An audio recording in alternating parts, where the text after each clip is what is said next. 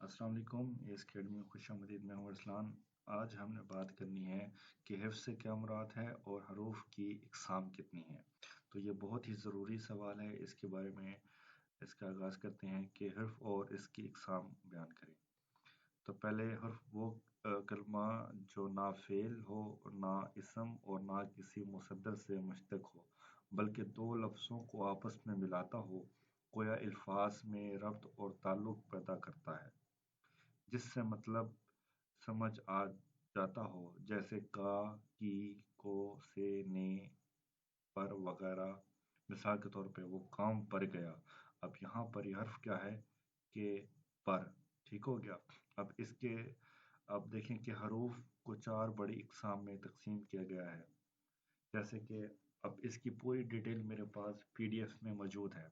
मैं आपको इसकी पीडीएफ मुहैया करूँगा, जो कि मेरे पास बिल्कुल फ्री है आप सबके लिए।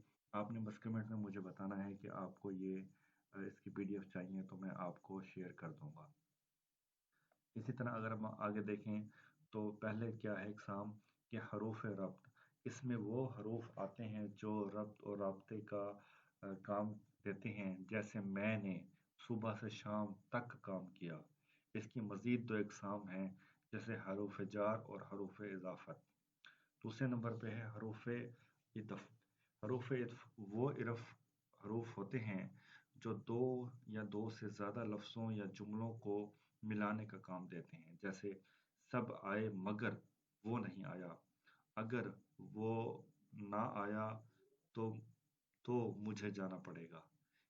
ये इसकी मिसालें हैं।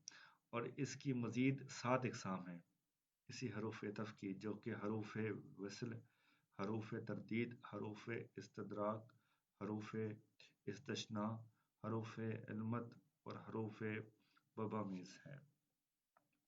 तीसरे नंबर पे आता है हरूफ तख़सीस। वो हरूफ हैं जो किसी इसम या फ़ेल के साथ आकर इसके मानों में कोई खसूसियत पैदा करें, जैसा कि अकेला, शबाहत, सिर्फ, फ़कत, महज, निरा, हर, ही, हाल वगैरह। ये हरूफ तख़सीस हैं। चौथे नंबर पे देखें तो हरूफ फ़जाइया। ऐसे अल्फाज जो जज्बे की शिद्दत, गैज़ व ग़ज़ब, हसरत व तालीफ, खुशी और गम, नफ़रत वगैरह के मौके पर इस्तेमाल होते हैं, इनको हरूफ फ़जाइया कहते हैं। इनके अलावा हरूफ जो किसी को पुकारने के लिए इस्तेमाल हो, वो भी हरूफ फ़जाइया कहलाते हैं। जैसे वाह क्या बात है। हरूफ फ़जाइया की 20 इकसाम हैं जो कि दर्ज झैल हैं। अब जो बाकी अगर आपको इसकी डिटेल भी चाहिए तो आपने मुझे कमेंट करना है, मैं आपको शेयर करूँगा। अपना ख्याल रखना। अल्लाह हाफ़िज़।